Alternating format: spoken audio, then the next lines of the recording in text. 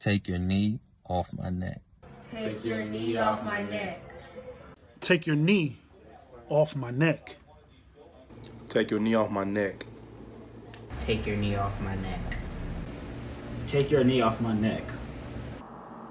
Take your knee off of my neck. Take your knee off my neck. Take your knee off my neck. Get your knee off my neck. Take your knee off my neck. Take your knee off my neck. Take your knee off my neck. Take your knee off my neck. Take your knee off my neck. Take your knee off of my neck. Take your knee off my neck.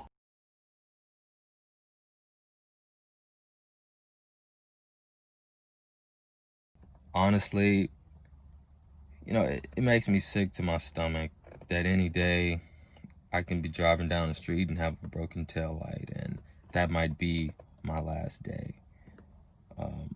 It's pretty daunting knowing that something so minuscule can cause the end of someone's life. These instances make me feel hunted. You feel hunted as a black man. You feel unappreciated, undervalued as a black man. There's always that inner warrior in you, that inner ancestor in you that makes you kind of come back to and realize that, hey, I am king, I am of God. But in the moment, you feel defeated. You feel undervalued as a black man in America, because you know that this America does not care about black men, black people, but specifically black men. You feel the weight of the weight of the world on your shoulders. You feel like there's so much pressure because you still have to be that provider, that protector, but you know the world is against you. And that's a lot to take on as a black man in America.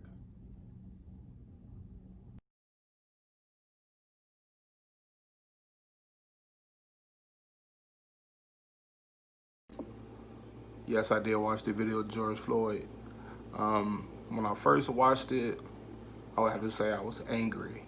There was a lot of emotions, some confusion, but mostly anger. Like, anger for real. Confused.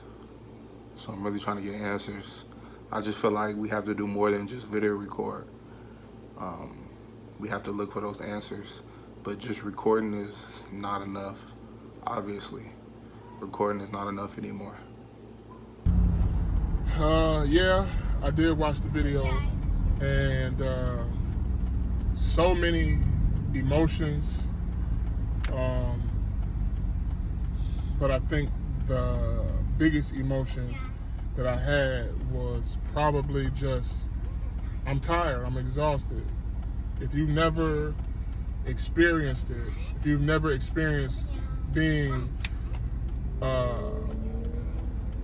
pulled over by police or harassed by police because of your skin color, you'll never understand it. And just thinking like, that could have been me. And then, hearing a grown man cry out for his mom, that was the hardest part for me. It's the hardest part.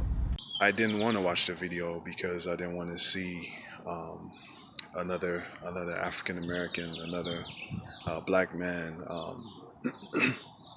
humiliated and taken advantage of. I didn't want to watch the angles or see what the cops had to say or see the bystanders watching, and so that's why I choose not to watch the video. I still haven't seen the video to this day. I couldn't bring myself to watch the video of George Floyd, honestly, because I just didn't have the emotional bandwidth to watch yet another unarmed black man die at the hands of law enforcement. Was one of the most disturbing things I've ever seen in my life. To watch 9 minutes of a human being lose his rights to breathe, the officer's counterparts ignore his pleas to survive, and to even witness the witnesses actually pleading with the officers to give him his right to breathe and the right to live was inexcusable at every level. This video rocked me to my core. It shook my inner being at every level.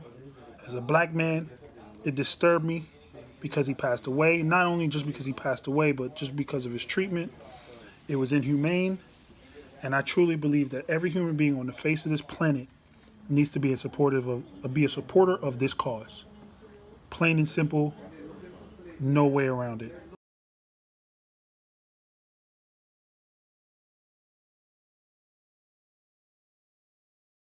It's something that I'm kind of numb to, over the years, living in even California, living in LA, just having to deal with the stereotypes and the statistics of black on black crime and police brutality. It's like you become numb to it, and you still go about your ways. I know who I am. I know my purpose on this earth, but it's just dealing with that mentally. It's tough. We can see it every day. Every day, we can see racism in this country, and as a person of color, it's really sickening to see that. It's really disgusting to see how we're being treated in this country. Being the father of two young black boys, a 2-year-old and an almost 5-year-old, I've had to adjust my parenting style in ways that I didn't anticipate I would need to. I find myself being a bit stricter with them than I would prefer to be, mainly because I know that once they're outside of the four walls of our home, there is a greater emphasis placed on compliance with the rules.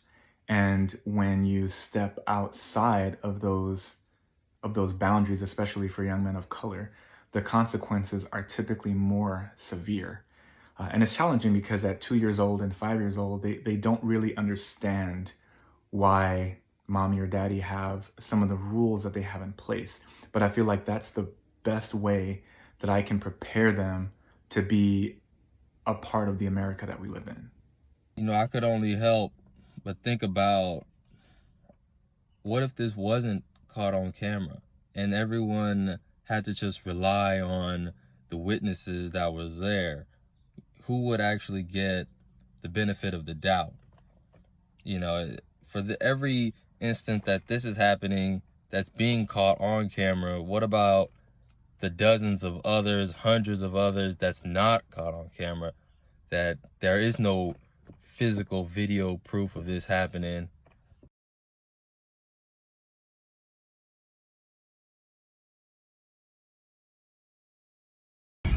As a black man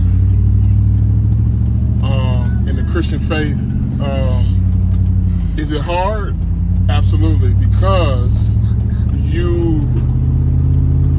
you're navigating the feelings of anger, but you have to just fight hate. Honestly, I'm just gonna put it just as easy as possible. Just fight off like feelings of like hate and rage and anger.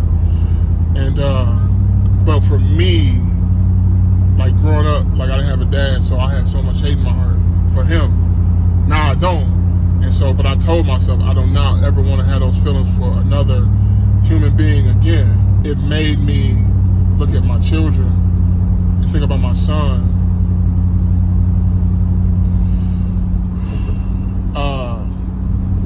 Having him to have, he has to navigate through this same world that I have to. And, being in a Christian faith, and then also, my other brothers and sisters maybe not understanding, and then saying things that they don't necessarily, they should probably keep their mouth closed because they don't understand. And, yeah.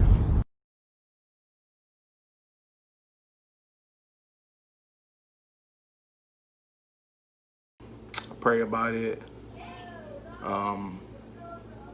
Knowing that I have a family of my own.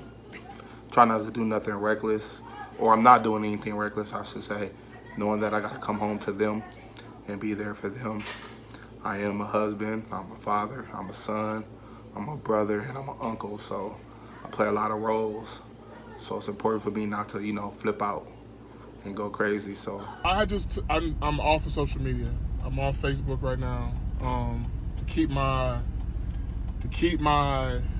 heart in the right spot and my mind in the right place, I'm just completely off of Facebook. I'm navigating through these times in a very strategic way.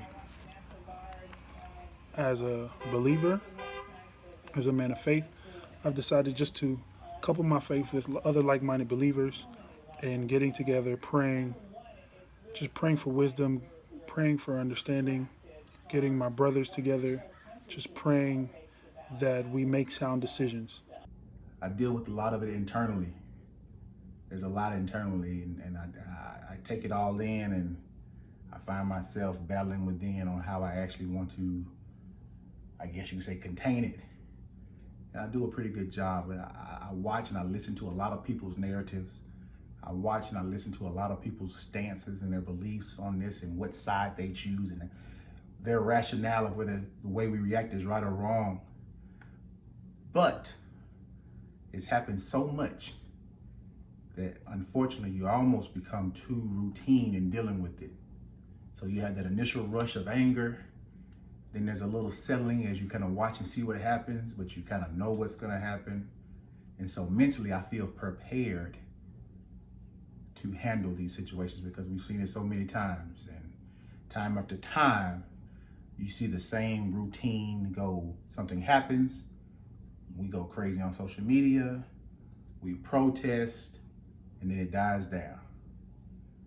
And for once, I would like to see that we really challenge mayors, city council, chief of police, DA offices, senators, representatives.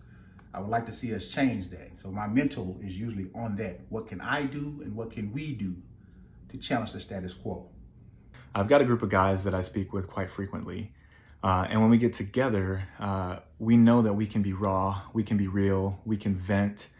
And it's also a great forum for us to strategize, plan, bounce ideas off of each other for how to interact with people, either in person or on social media, who may still be blind to what it's like being a Black man in America and just being a person of color in America. And people whose upbringing, quite frankly, just hasn't really exposed them to what that experience may be like. It is by having God in my life. That's the only way I can stay healthy right now. A person right now that doesn't have God in his life, doesn't have the compassion, doesn't have love for his brother, his sister, they go out and they do stuff like this and they put their knee in somebody's neck until they die.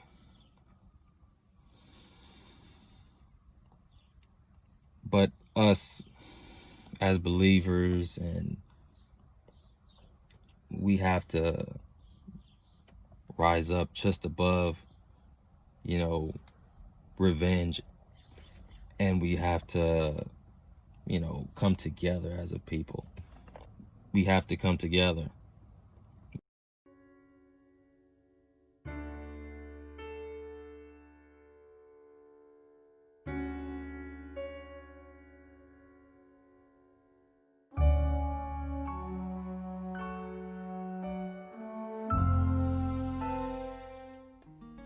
We are still joyful. We will continue to smile, to laugh. Love has brought us this far. Love will carry us through. This rich melanin skin and even richer heritage and African lineage is a privilege. It is an honor. We know who we are. I am a father. I am Black excellence. I am focused. I am worthy of dignity. I am beautiful. I'm a son. I am human. I am proud. I am a brother. I am light. I am brilliant. I am resilient. I am a leader. I am educated. I am a descendant of royalty. I am a husband. I am powerful. I am made in the image of God.